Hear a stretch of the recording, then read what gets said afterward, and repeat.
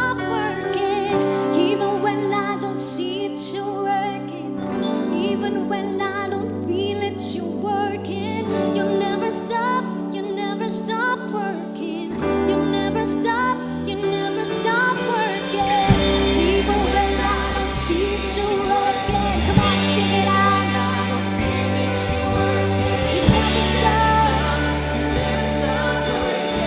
You never stop. You never stop working.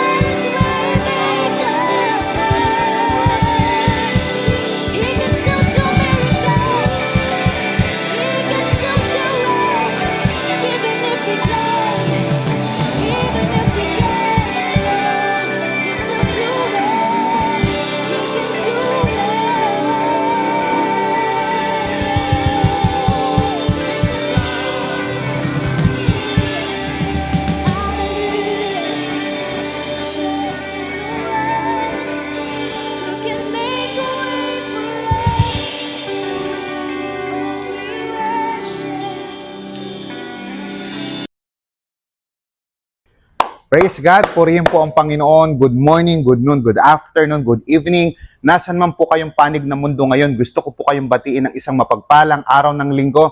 Happy Amazing Sunday everyone, and I hope that you are all doing well.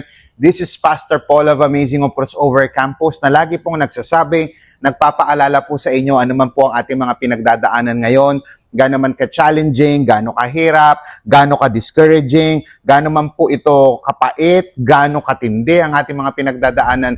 Biblically speaking, naniniwala po ako, mas marami pa rin po tayong mga bagay na dapat pong ipagpasalamat sa ating pong Panginoon. Today will be our last day po ng ating pong May series entitled Seasons of the Soul. Pwede po bang i-type nyo po muna sa comment section bago po tayo magpatuloy sa ating pong season finale? I-type nyo nga po muna sa comment section. Saan po kayo nakaka-attend ngayon? Saan banda po kayo ng Pilipinas? Saan banda kayo ng mundo? Where are you attending virtually right now? I want you to type that in the chat para at least ma-encourage po yung aming online team. Makita po namin, ini-evaluate po kasi namin yan. Tinitignan namin kung saan na po bahagi ng Pilipinas o ng mundo nakakaabot yung atin pong online na pananambahan. Napakaganda po ng ating pong pinag-usapan for the whole month of May. Thank you po sa mga nagko-comment. Napakaganda po ng pinag-usapan natin for the whole month of May. We've talked about seasons of the soul. Pinag-usapan natin that God is still at work sa lahat ng season ng buhay natin. At naniniwala po ako, ito pong mensahe po natin ngayon, ito yung magta-transition sa atin doon sa kalagayan natin ngayon, papunta po sa panibagong chapter ng ating pong buhay, sa panibagong pag-asa, sa panibagong challenges, sa panibagong blessing, sa panibagong breakthrough na iaalaw po ng Panginoon sa ating pong buhay. Alam niyo po, may mga season po sa buhay natin na pakiramdam natin ay tapos na. Pwede bang i-type niyo po sa comment section, tapos na? Iba sa atin na nandun sa moment na parang feeling niya, tapos na yung pangarap ko, wala na, hindi na ako pwedeng magsimula ulit. Some of us, ang tingin natin sa relationship natin, wala na, dead end na.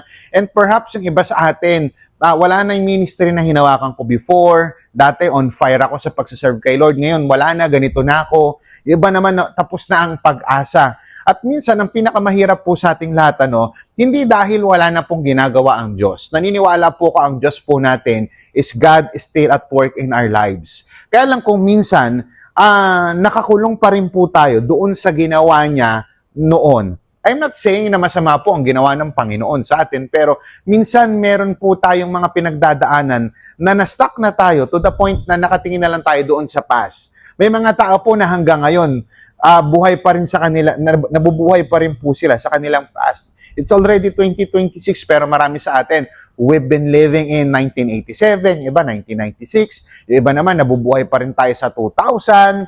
Meron tayo kasing mga hindi makakalimutan ng mga past failures, meron po tayong mga past pain, mga past regrets, at ito pa yung pinaka-delikado na hindi po natin napapansin. Even our past victories can become a stumbling block doon sa ating future victories. At ang problema, kapag lagi po tayo nakatingin doon sa likuran lang natin, hindi natin makikita yung bagong ginagawa ng ating Panginoon sa ating harapan.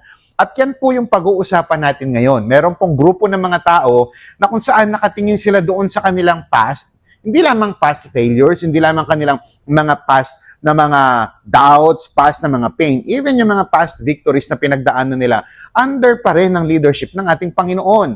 At wala pong ibang pinatutungkulan, yung aking pong sinasabi, walang ibang kundi po sa book of Isaiah.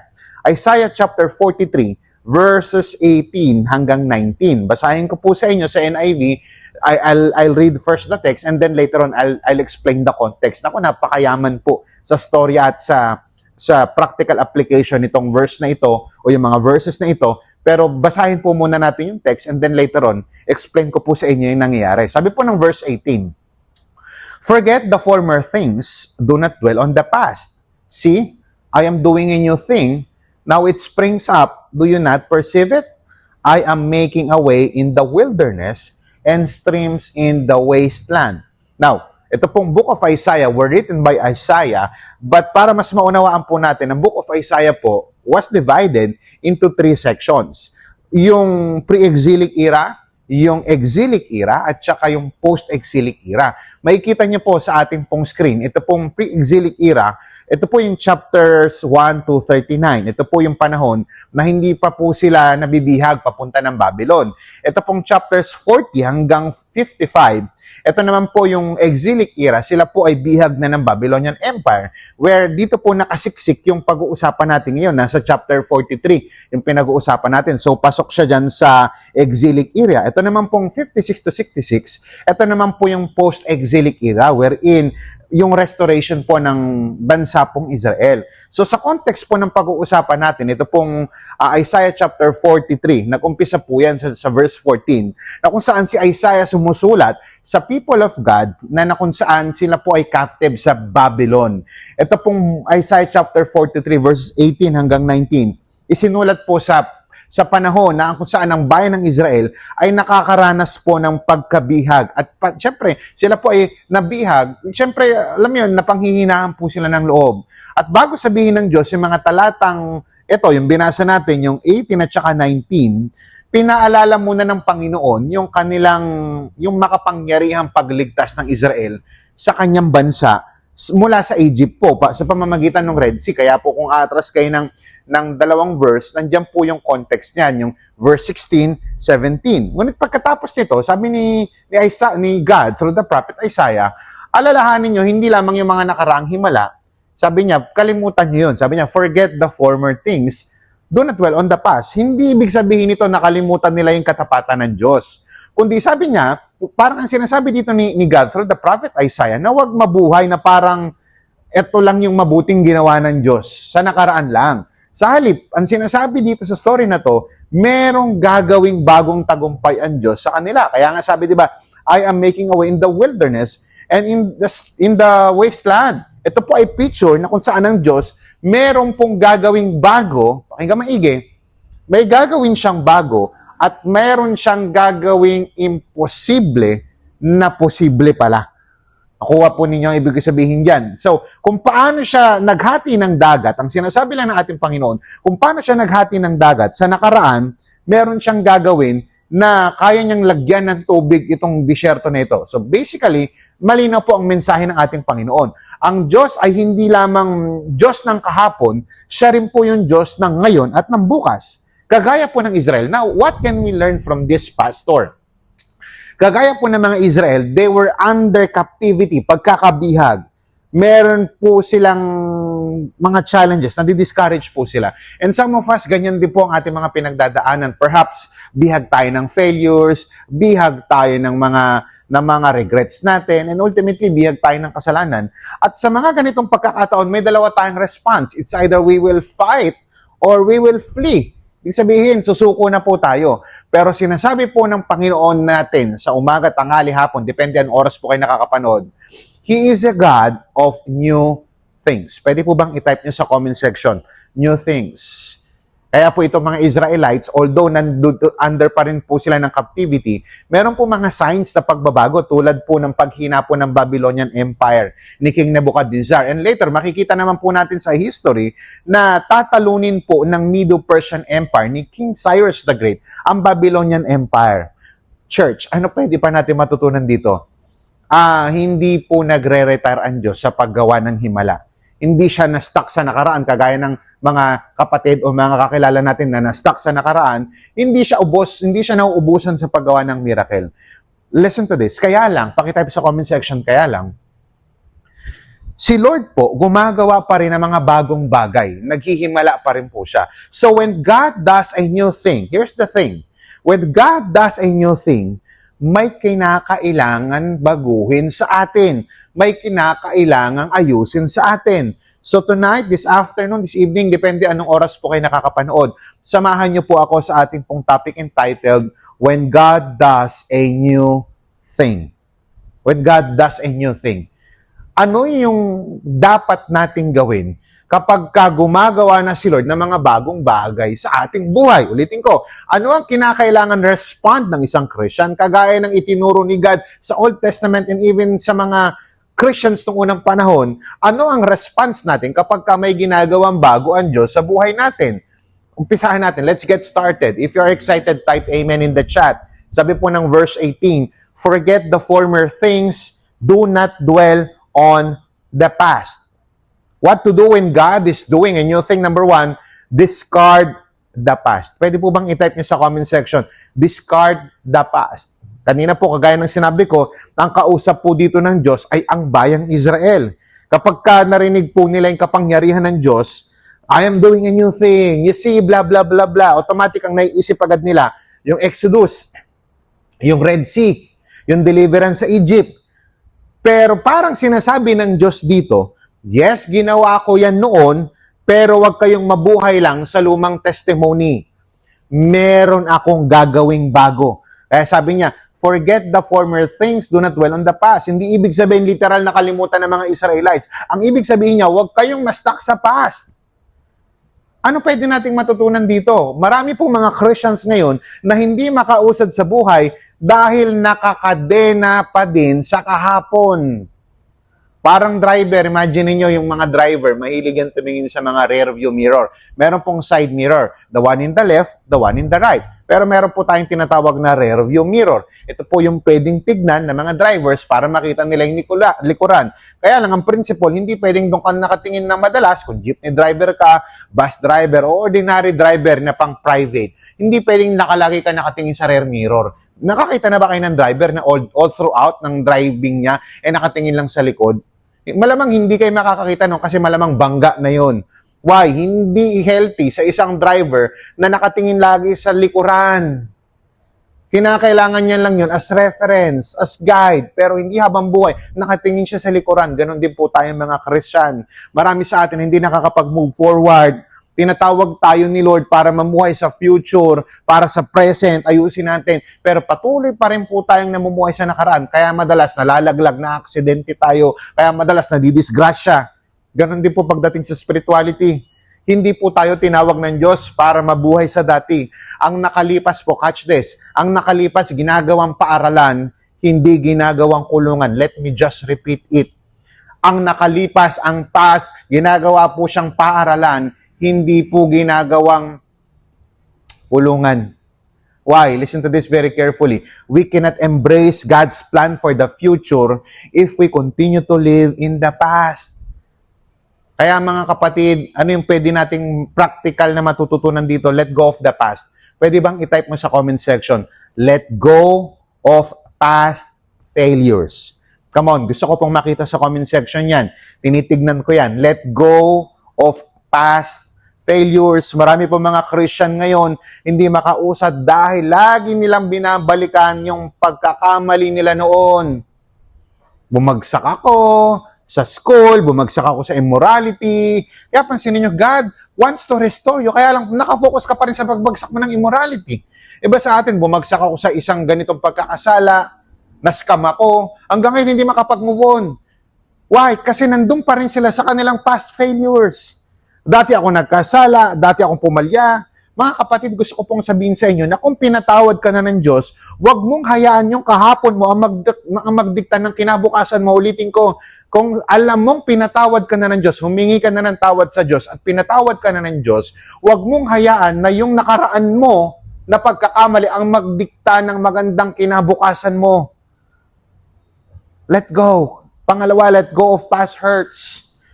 May mga taong hindi nakapasok sa bagong season ng kanilang buhay dahil bit pa rin nila hanggang ngayon yung lumang sugat. Bigyan ko example. Past betrayal. Kasi binitray ako eh. Yung mga pinagkatiwalaan ko, iniwan ako. Sorry for the word, sabi nila, trinidor ako. Yung mga past rejection, kasi paano kung hindi na naman ako tanggapin? Paano kung hindi na naman ako pumasa? What if? Ang dami nating what if. Mga past disappointment natin. Mga kapatid, hindi mo na mababago yung nangyari sa'yo ng nakaraan. Pero pwede mong piliin na huwag hayaang kontrolin nito yung buhay mo ngayon at ang iyong kinabukasan. If you're a follower of Christ, Jesus is not calling you to live in the past.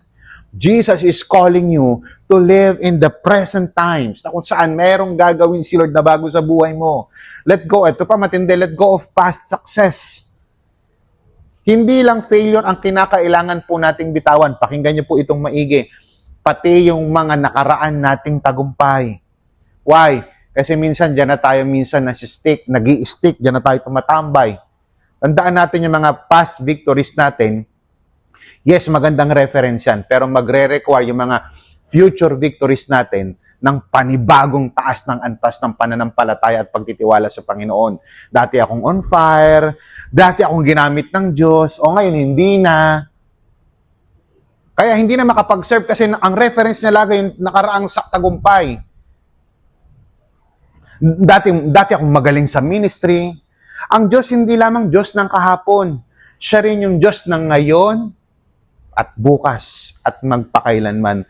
Kaya huwag kang mabuhay sa dati mong testimony. Hanapin mo kung ano yung pinapagawa ni Lord sa iyo ngayon. Stop looking back. You won't be traveling that way. Keep on moving forward. I-type nyo nga po sa comment section, keep on moving forward. Ulitin ko po, paano po natin, ano ang kailangan natin gawin kapag may ginagawa si Lord na bago? Kapatid, discard the past. Hindi sinasabing wag nang kalimutan as reference, pero wag mo siyang tirhan. Wag kang mag-focus doon. Why? May ginagawa ang ating Panginoon na bago sa iyong buhay. Pwede po bang palakpakan natin ang ating Panginoon? Discard the past. Pangalawa, see, sabi ng verse 19a, see, I am doing a new thing. Now it springs up. Do you not perceive it? What to do when God is doing a new thing? Number 1, discard the past. Number 2, discern God's purpose. I-type nyo nga po sa comment section, discern God's purpose. Sabi ng Diyos sa Israel, see, I am doing a new thing. Now it springs up. Do you not perceive it? Pakinggan nyo maigi. Akala ng Israel, uulitin ng Diyos yung Red Sea. Baka hahatiin ulit. Baka ganito ang gagawin. Pero ang sabi ng Diyos, I am doing a new thing. Mga kapatid, hindi copy-paste ang Diyos natin. Ibig sabihin, gumagalaw na ang Diyos, pero may mga taong hindi nila nakikita yung bagong paggalaw ng Diyos. May mga bagong ginagawa ang Diyos, kaya lang hindi nakikita kasi nakafocus sila doon sa past reference nila. There's nothing wrong with that. But I want you to understand na kapag merong ginagawa ang Diyos na bago, we need to discern God's purpose for every situation. Bakit may mga taong na-stuck pa rin? Kasi minsan, ini-expect natin yung dating paraan ng Diyos. May mga tao, pakinggan nyo maigi ito, mga minamahal ko pong kapatid, may mga taong namimiss ang bagong direksyon ng Diyos para sa kanilang buhay kasi addicted sila sa old pattern. Type na rin the chat, old pattern. Merong old pattern. Kaya kapag ikaw ay Christian, you need to be spiritually sensitive sa mga ginagawa ng ating Panginoon na bago sa iyong buhay. Watch out for that pain. God might be using that pain to redirect you. Ulitin ko, God might be using that pain to redirect you. God might be using that rejection to redirect you. God might be using that abandonment to redirect your life. Be sensitive to God's direction. May mga pagkakataon, why? Bakit ko sinasabi ito? Sapagkat may mga pagkakataon na nagsasara ang Diyos ng isang pinto para ituro tayo sa mas magandang direksyon ng ating buhay. Minsan may mga nagsarang pinto ng opportunity, relationship, ministry. Minsan may mga nagsarang pinto ng mga kaibigan mo. Pero gusto ko pong sabihin sa inyo na ginagamit po ito ng Lord para i-direct ka. I-redirect ang buhay mo. Minsan nakakalungkot, lungkot na lungkot tayo sa mga closed doors, pero hindi natin nakikita. Pakinggan maigi.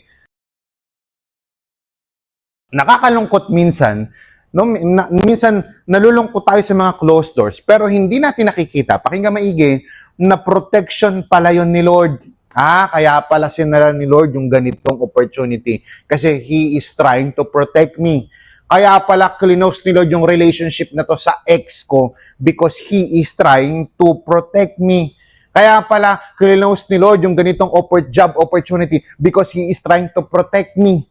Kaya pala klinos ni Lord itong pangarap ko na to because itong pangarap ko na to will destroy me, will destroy my faith, will pull me away from my commitment to God. Hindi ko sinabing masama ang mangarap. Kaya lang minsan yung mga pangarap natin, yan yung maglalayo sa atin sa Diyos, tinatanggal ng ating Panginoon. Redirection and protection. Huwag mo lang itanong kay Lord, Lord, bakit nangyari to? Matuto kang magtanong, Lord, ano ang gusto mong ituro at ipagawa sa akin sa nangyayaring ito? Seek God's will through His Word. Paano natin madidiscern yung kilos ni Lord? Seek God's will through His Word. Hindi mo madidiscern ang purpose ni Lord kung bihira kang makinig sa Kanyang salita o magbasa ng Kanyang salita. Yung iba sa atin, iyak na iyak, Lord, I want to know your will. Minsan may nagsabi sa kanya, Lord, Pastor, gusto ko pong malaman ng kalooban ng Diyos. Gusto kong malaman ang purpose ni Lord sa aking buhay. Sabi ko sa kanya, magbasa ka ng Bible. Minsan naman ganyan din may nagsabi sa aking kabataan. Sabi ko, Pastor, gusto kong malaman ng kalooban ng Panginoon sa aking buhay. I asked him, when was the last time you read the Bible?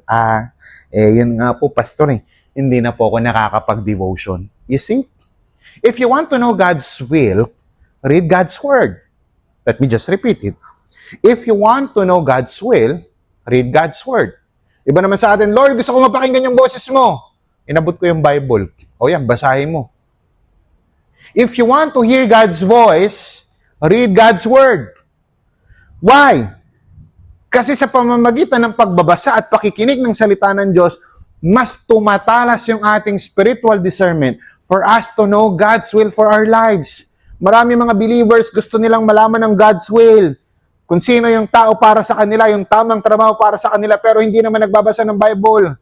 Mga kapatid, ang Diyos natin, hindi niya tinatago ang kanyang kalooban sa mga taong seryosong naghahanap sa Kanya.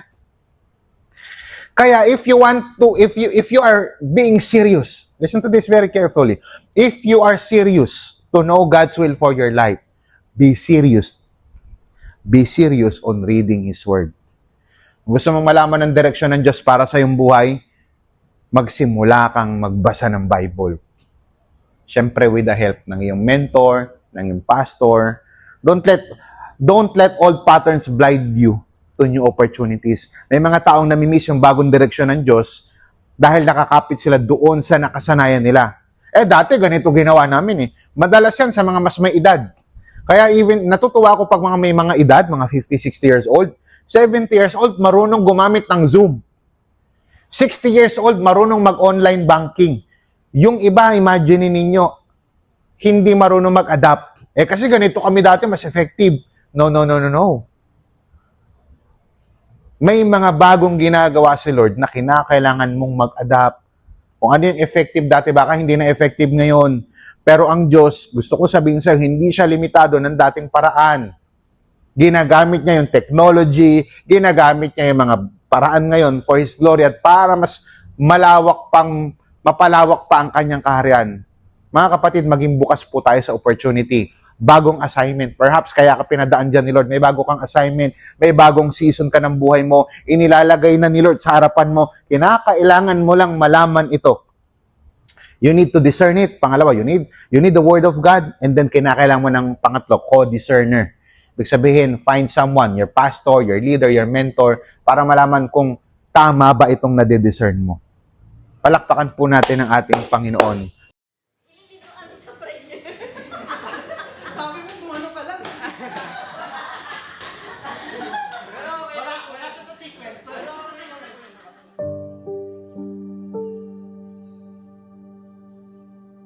Hi, I'm Alex, taga Pampanga, isang member ng Crossover Campus. Giving. Parang malalim kasing giving pero naalala ko nun, ang dami kong gustong mangyari, ang dami kong nire-reach out na client, pero bakit parang walang nagpaparamdam, walang nagre-reply. Lahat ginagawa ko naman, tapos doon ko na-realize, yun pala yung problema ko. Ako. Tapos sabi nga sa Bible seek first the kingdom of God, then everything shall be added unto you. So with the help of my mentors, with the help of our pastors, na-realize ko din na kailangan ko palang magpakumbaba. Lumapit ako kay Lord. Nagpray ako. Lord, tulungan mo naman po ako doon sa nangyayari sa buhay ko. Then, eventually, doon nagsimula. So, nag-start ako ng walang-wala, pero magbibigay ako. Nag-o-offer pa rin ako ng tithes. Tapos minsan, bubuntongin nga ka na lang. Tapos, sige Lord, ibibigay ko pa rin to sa inyo. And this year, I'm so happy that nakapagbigay na ako ng first fruit, tapos nakapagbigay pa ako ng church expansion.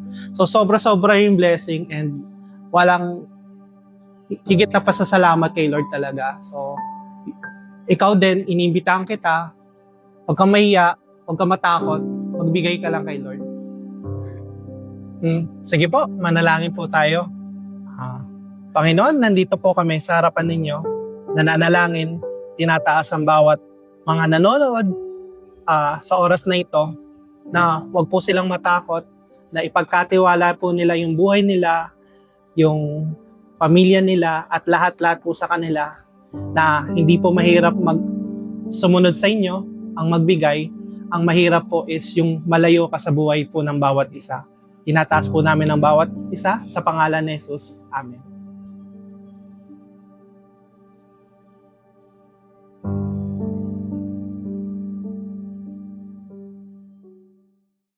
What to do when God is doing a new thing? Number 1, discard the past. Type nyo nga sa comment section kung nakakasunod kayo sa mga points. Pangalawa, discern God's purpose. Pangatlo, sa verse 19b, I am making a way in the wilderness and streams in the wasteland.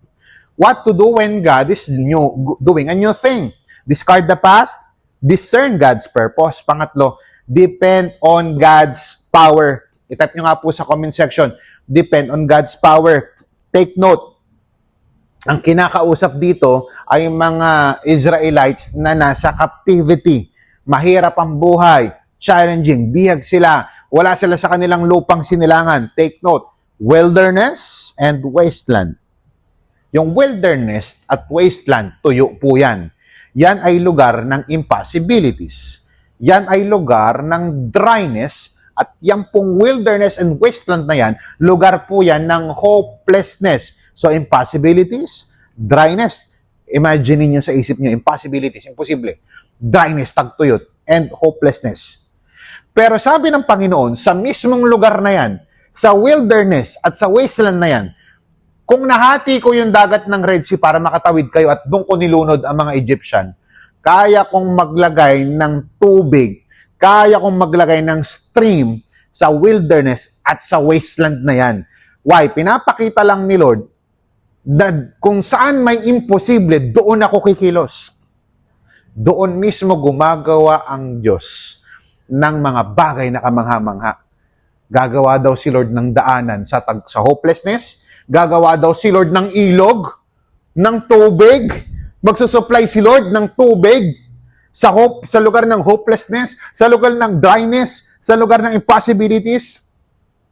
Mga kapatid, kapag ang tao tumingin lang sa wilderness at saka sa wasteland, dead na talaga. Wala na, patay na. Pero kung ang Diyos ang tumingin nito, may opportunity to show His glory, to conduct miracles. That is why every time, di ba, na nag-uusap po tayo at tayo po ay nagdi-devotion, we need to see difficulties, wilderness, wastelands into the eyes of our Creator. Kasi pagka sa sarili mo lang mata, talo ka talaga. Wala na, tinis yung dryness eh. Pero kapag tinignan mo sa lente ng Diyos, may mangyayaring maganda. I-type nyo nga po sa comment section, may mangyayaring maganda. Come on, i-declare nyo yan sa comment section. Ano man ang yung pinagdadaanan, may mangyayaring maganda sa buhay mo hanggat si Lord ang inaasahan mo. Our God specializes in impossible situations. Red Sea, imposible. Why? Paano mahahati yan? Kutakot-takot na persa para magawa mo yan. Natural. But God is our supernatural God. Ang Jericho, walls of Jericho, napabagsak sa pamamagitan ng kapangyarihan ng Diyos. Hindi dahil sa sigaw. Si Lazarus na buhay. And even ang cross and resurrection, paulit-ulit pinakikita sa Bible na ipinapakita ng Diyos na kaya niyang gumawa ng paraan sa mga wala ng mga pag-asa na situation. Now, pakinggan niyo po itong maigi. What can we learn from this? Baka may wilderness ka ngayon. Baka may wasteland ka ngayon. Baka tuyong-tuyo na yung finances mo. Baka meron kang broken relationship. Baka emotionally exhausted ka na. Baka meron kang spiritual dryness. Baka meron kang unanswered prayer, hopelessness, dryness, impossibilities. At feeling mo wala ng pag-asa, tandaan mo, kapag ang Diyos ang source mo, kapag ang Diyos ang dinipendihan mo, walang imposible sa ating Panginoon. Hindi mo kinakailangan dumepende sa lakas mo, sa iyong emosyon, sa resources mo. Depend on God's power. Type nyo nga po ulit sa comment section. Depend on God's power. Why? Listen to this very carefully. Because the same God who made rivers in the desert can still make a way for you today. Ang Diyos na gumawa nag-supply ng tubig sa gitna ng disyerto, ay siya ring Diyos na pwedeng mag-supply sa gitna ng tagtuyo mong situation. Trust God when the situation looks impossible. May mga season sa buhay natin na parang wala ng paraan. Sa financial struggles natin, family problems, health concerns, ministry challenges, tandaan mo ang Diyos ay hindi limitado ng limitasyon mo. Ulitin ko po, ang ating Diyos na pinalilingkuran at sinasamba na ipinapakilala ko po sa inyo ngayon, ang Diyos po natin ay hindi limitado ng mga limitasyon mo. Our God is unlimited. Kaya stop relying on your own strength. Marami mga believers pagod na pagod dahil sinusubukan nilang buhatin mag-isa ang mga problema na dapat ipinagkakatiwala nila sa Diyos. Kapatid, hindi ka dinesign ni Lord to carry everything by yourself. You pray to God right now. You declare that God is the Lord, the creator of heaven and earth. Siya ang magsusupply ng iyong mga pangangailangan. Pray is a declaration that your strength is not enough, but God's power is. Kaya move forward. Move forward by faith. Ano man ang iyong pinagdadaanan, move forward by faith. Pwede bang i-type niyo sa comment section, move forward by faith, not by fear. Minsan alam natin na ang gusto ng Diyos, pero natatakot tayong sumunod. What if magbigay ako ng todong time kay Lord? What if magbigay ako ng tama sa gawain ito? What if magbigay ako ng treasure ko sa gawain na ito? What if magbigay ako sa aking local church? Ang dami natin mga what if. What if maubusan ako? What if ma-scam ako? Minsan alam naman natin na may pinapagawa si Lord, kaya lang natatakot tayong sumunod. Move forward by faith, not by fear. What if I fail? Paano pag hindi nag-work? What if it doesn't work? What if things get worse? Diba sabi nga sa social media, at if it doesn't work, at least we've tried. Pero kay Lord, lahat mag-work according to His purpose, according to His will, according to His ways. Ang ating pong pananampalataya, hindi ibig sabihin na alam na natin ang lahat ng sagot. Ang pananampalataya po, ibig sabihin po niyan, pagtitiwala natin sa Diyos, kahit hindi natin nakikita yung whole picture ng Kanyang plano. Why? Because the God who made way through the Red Sea, provided water in the wilderness, and raised Christ from the dead is still at work in our lives up to this very day. Pwede po bang makakita po ako ng malakas na matitinding mga amen dyan sa comment section? Buhay ang ating Diyos. Praise God. Purihin po ang Panginoon. Pwede bang paulanin natin ang heart react ngayon ng social media, ang posting na ito? Kapatid, buhay ang ating Panginoon at meron siyang ginagawa sa buhay mo kahit hindi mo nakikita. In conclusion, when God does a new thing, discard the past. Hindi sinasabing kalimutan mo. Ang sinasabi lang, huwag kang manatili doon sa nakaraan. Pangalawa, discern God's purpose. Paano mo ma-discern ang purpose ni Lord? You pray, you read the Word of God. Hanap ka ng mga co-discerners. Pangatlo, depend on God's power. Church, huwag nating limitahan ang ginagawa ng Diyos sa buhay natin ngayon. Why? Because the God who made miracles yesterday can still make miracles today. Ang tanong, handa ka bang sumunod kahit may ibang direksyon na pinapagawa si Lord? Handa ka bang magtiwala kahit hindi mo pa nakikita ang buong picture? Because sometimes, the new thing of God begins where your comfort zone ends. Manalangin po tayo. Close your eyes, bow your head. Maybe today, God is telling you to let go of the past. Past failures, past hurts, past sins, mga dati mong pagkakalaglag na minsan nag-a-arise ulit. Today, God is calling you to let go of the past. Maybe He is opening your eyes to a new direction, new relationship, new opportunities, new ministry. Maybe you are in the wilderness season right now. Hindi mo alam ang iyong gagawin. Simple lang. Today, come to Jesus. The God who makes river in the desert is still available and able to renew, restore, and revive. Ultimately, rebuild your life. Panginoon Diyos, pagpalain niyo po ang lahat ng mga nakakapakinig sa amin via online. I pray for their ministry. I pray for their hearts. I pray that you save them, Lord. Kung meron mang first-timers dito o matagal ka nang nanonood, matagal ka nang nakakati ng mga online but you don't have a personal relationship with God, or perhaps you haven't surrendered your life to Christ, maybe it's the time right now to consider surrendering your life to Christ. Sabihin mo lang, Lord, I admit that I'm a sinner. I admit that I cannot save myself. I repent from my sins and I am putting my faith in your finished work. I cannot save myself. I cannot change myself. So this moment, Lord, habang nakikinig ako kay Pastor, I am surrendering my life to you, Jesus, as the author and the finisher of my faith. Starting today, help me. Help me to grow my faith. Help me, Lord God, na mapadisciple. Lord, help me na lumago ako. Kung wala pa akong church, help me to find a biblical church, a biblical mentor. God, kung may mga nanonood naman mga Christians na rin at sila po ay nadidiscourage, I pray for restoration. I pray for healing. I pray for spiritual revival upon their lives. Maraming salamat po, Panginoon Diyos. Binabalik po namin sa iyo lahat ng papuri, parangal, pagsamba. You are the God who makes all things new. Maraming salamat po, Panginoon. Ito po ang aming dalangin sa ngalan ng Ama, ng Anak at ng Espiritu Santo. Amen at Amen. Palakpakan po natin ang ating Panginoon. I want you to type that in the comment section. I-type niyo po, I am blessed. Come on, if you are blessed by this message, I am blessed. And if you are blessed by this message, please, i-share niyo po itong ating pong gawain na ito sa inyo pong mga kasamahan, sa inyo pong mga kaibigan na sa tingin nyo kinakailangan din nila ng bagong simula. At kapag ikaw ay na kay Kristo na, you have a new start.